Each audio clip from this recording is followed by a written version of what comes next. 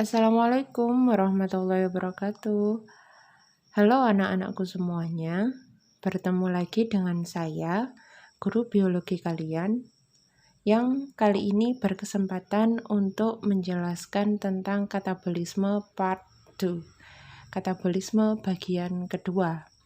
Nah, di sini nanti saya akan menjelaskan secara lebih detail mengenai proses respirasi aerob yang meliputi glikolisis, dekarboksilasi oksidatif, siklus Krebs, dan transport elektron. Selain itu, saya juga akan membahas tentang respirasi anaerob yang terdiri dari fermentasi asam laktat dan fermentasi alkohol. Selain itu, saya juga akan membahas tentang katabolisme lemak dan protein. Oke, langsung saja kita ke slide berikutnya.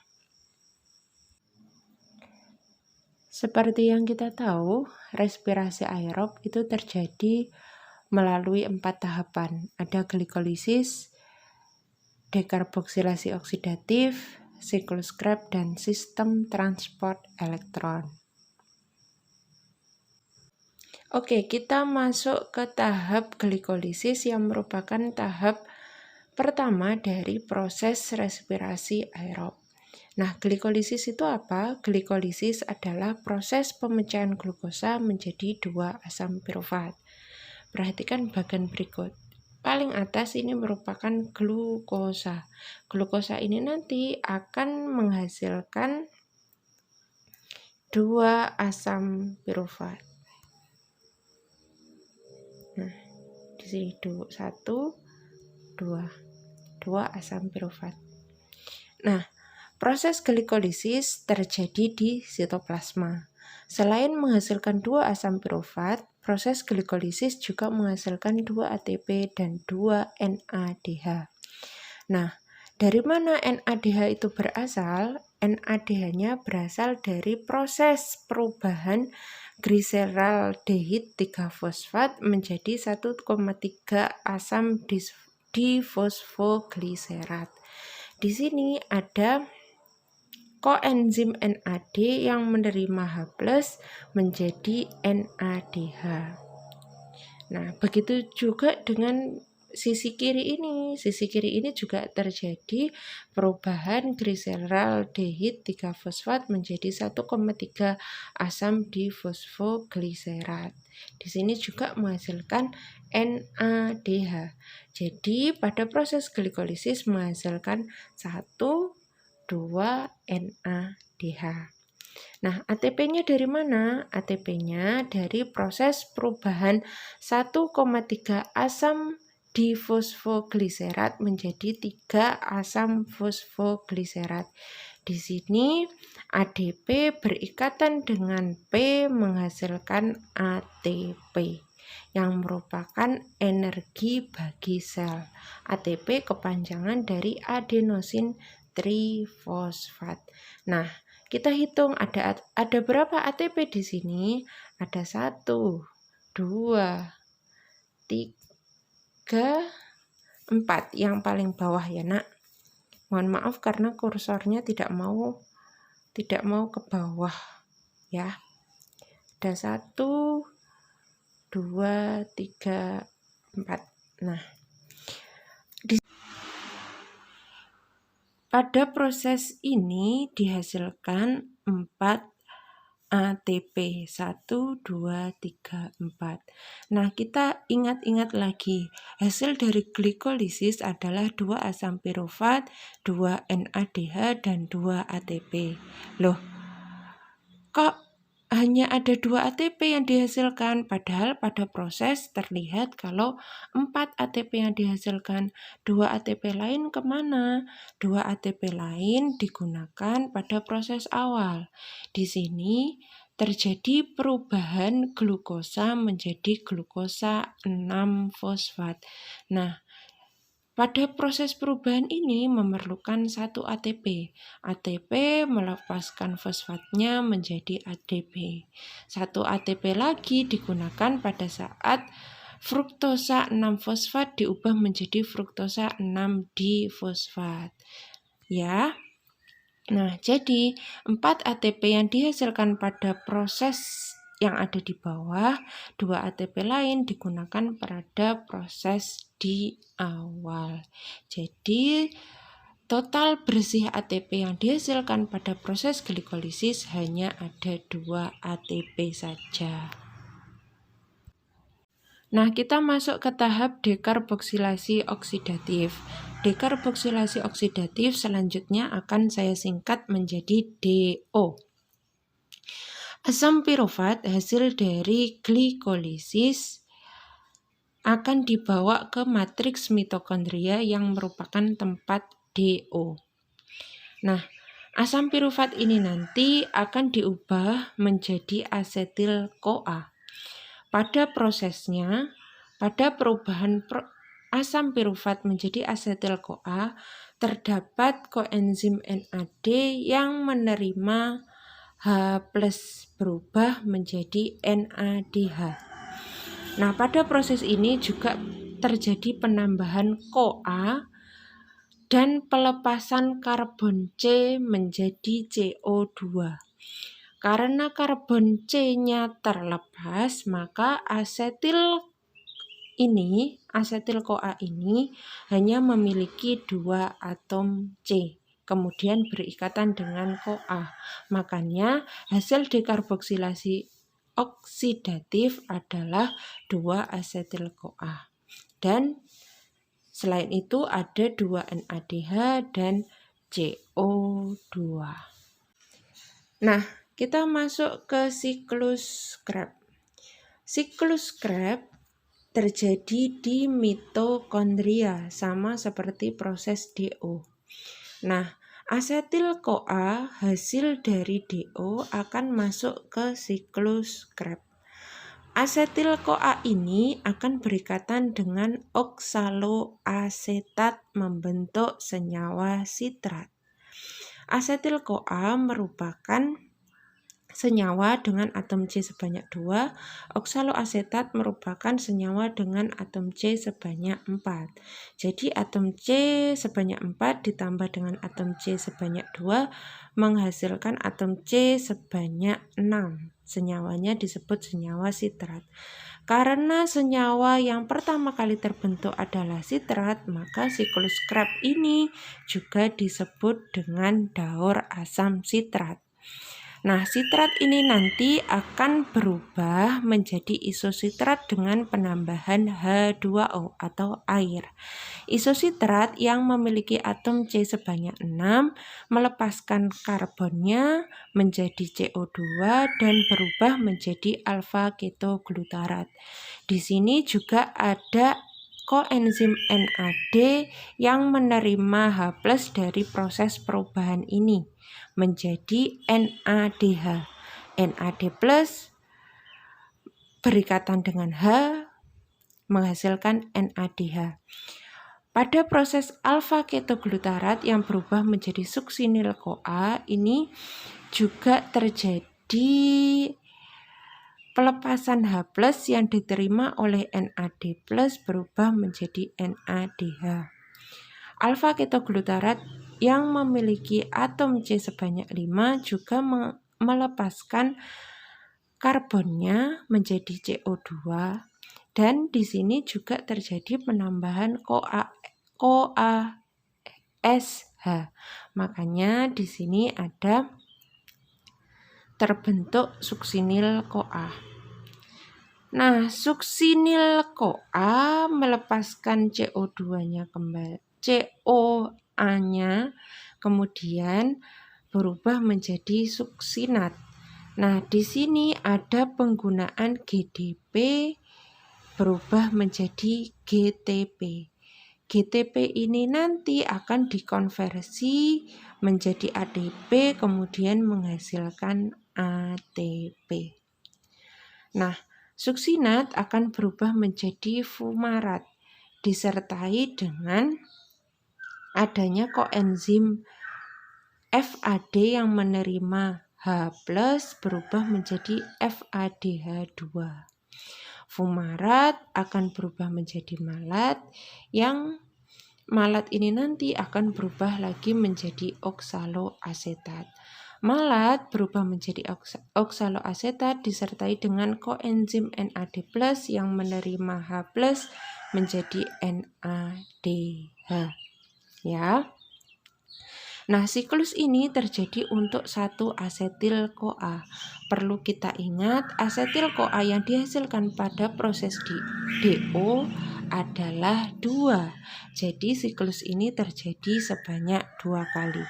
Oleh karena itu, NADH yang dihasilkan pada proses ini bukan 3, melainkan 6 karena proses siklus Krebs terjadi sebanyak 2 kali.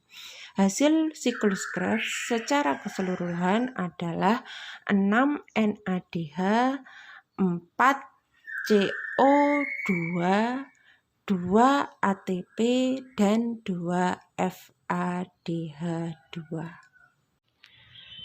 Nah, kita masuk ke tahap sistem transport elektron. Nah, transport elektron ini merupakan proses perubahan NADH dan FADH menjadi ATP. Proses transport elektron terjadi di membran dalam mitokondria. Nah, dari mana NADH dan FADH-nya? Nah, kalian harus ingat pada proses sebelumnya, yaitu proses glikolisis, proses DO, dan siklus Krebs menghasilkan NADH dan FADH2.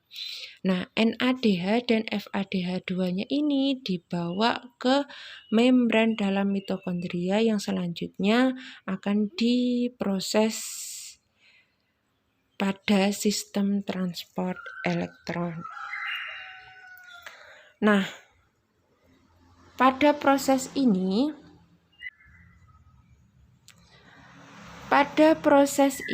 terjadi perubahan NADH berubah menjadi NAD+ dan H+. Nah, setiap perubahan NAD+ dan H+ itu juga terjadi pelepasan elektron. Elektronnya yang berwarna biru di atas NADH ini. Nah, begitu juga dengan FADH2-nya. FADH2-nya juga diubah menjadi FAD. Ya. Nah, selanjutnya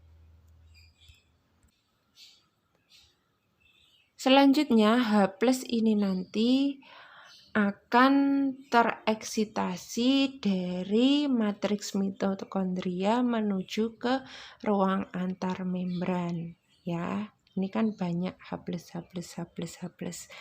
Nah, H+ ini nanti digunakan untuk menggerakkan ATP sintetase, yang ATP sintetase ini akan membantu ADP berikatan dengan fosfat, kemudian menghasilkan ATP. Ya, H+ membantu pergerakan ATP sintetase, makanya H+-nya ini digambar masuk. Kemudian ATP sintetase membantu ADP berikatan dengan fosfat menghasilkan ATP. Nah, selain itu, di sini juga ada oksigen yang merupakan aseptor elektron terakhir. Nah, H+ yang berikatan dengan oksigen yang merupakan aseptor elektron terakhir akan menghasilkan H2O. Ya.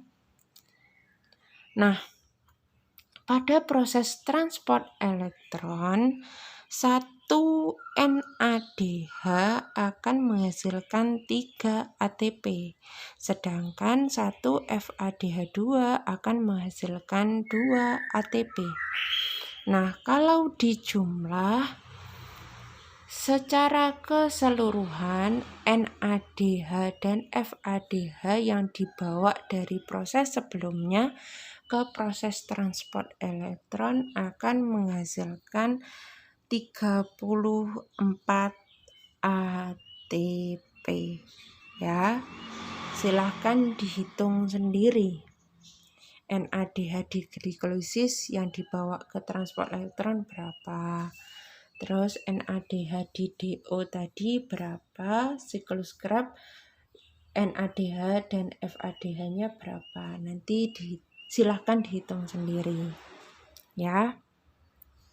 Nah, kita masuk ke perhitungan total energi yang dihasilkan pada respirasi seluler atau respirasi aerob. Nah, total energi yang dihasilkan pada proses transport elektron adalah 34 ATP. Nah, kita ingat lagi kalau glikolisis dan siklus Krebs juga menghasilkan 2 ATP secara langsung. Makanya total energi yang dihasilkan adalah 38 ATP.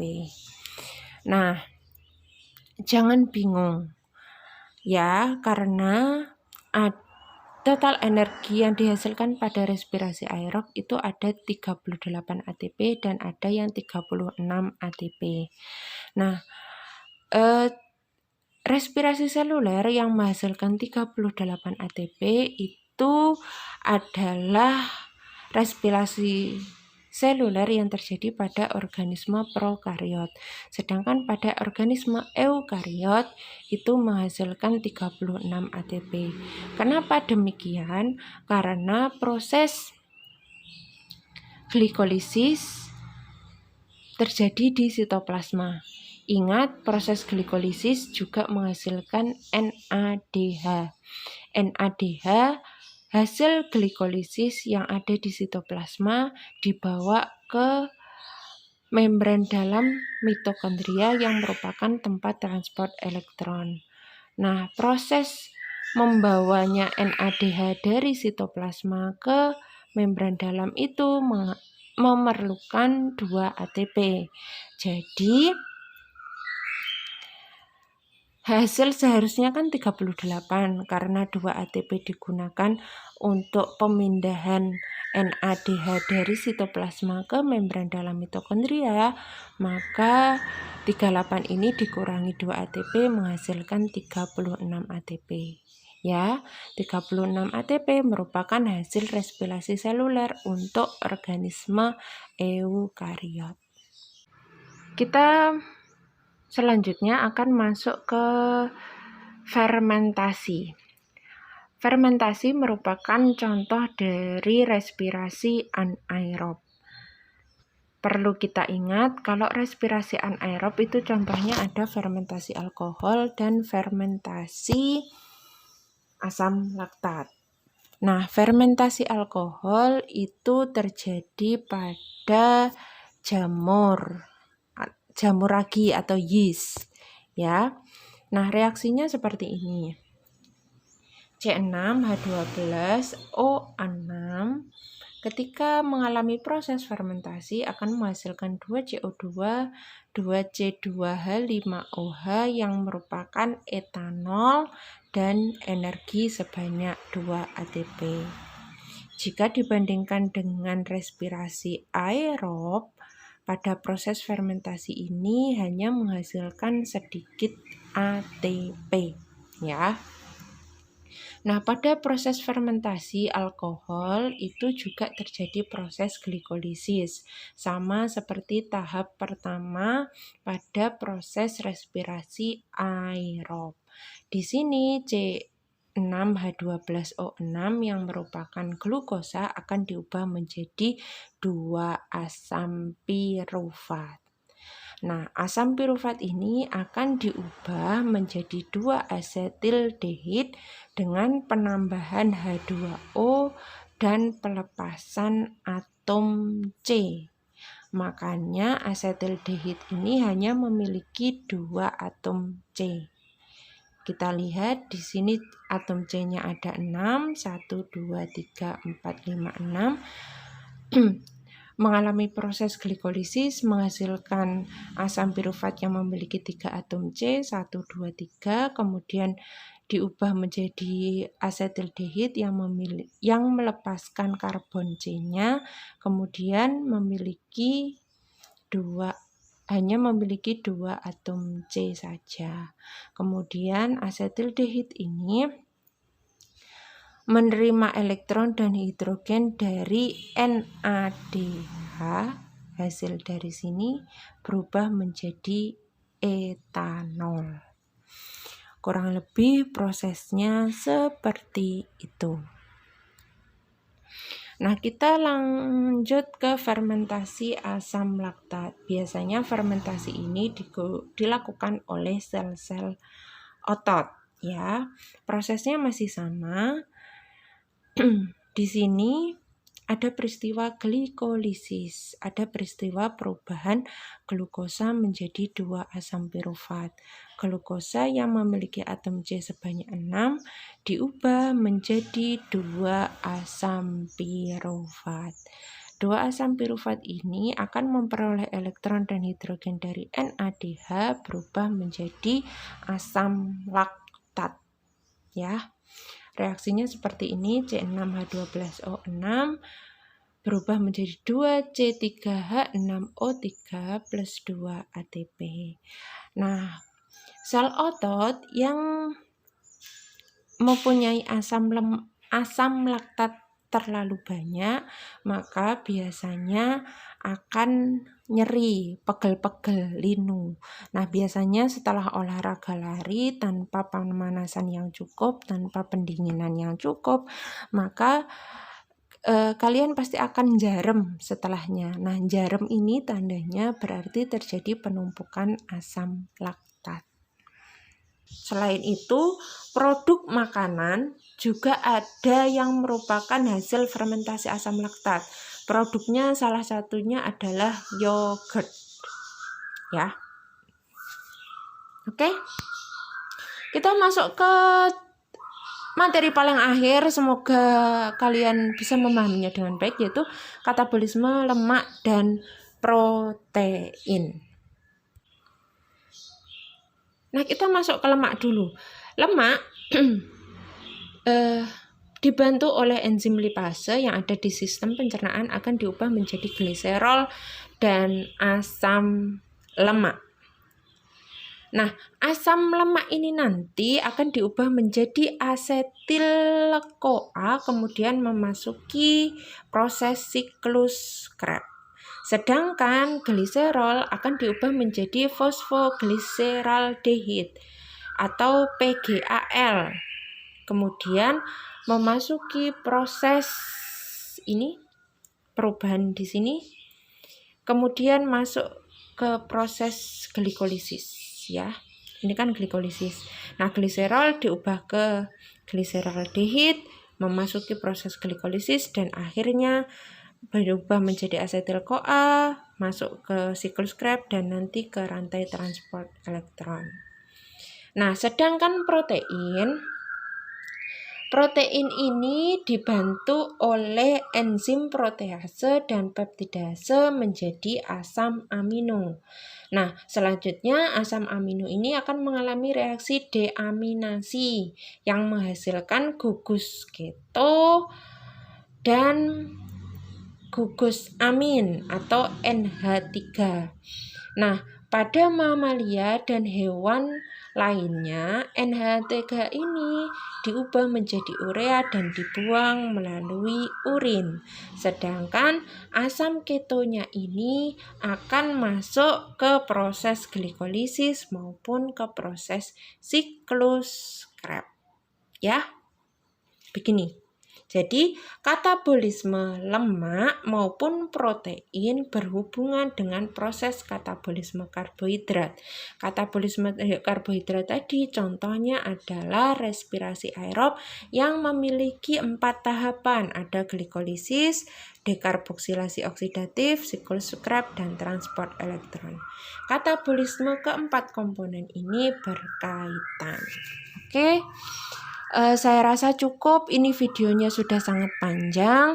Saya mohon pengertiannya, saya mohon disimak video ini dengan baik supaya pemahaman kalian bisa lebih baik. Hanya usaha ini yang bisa saya lakukan agar kalian bisa memahami materi tentang katabolisme ini dengan baik.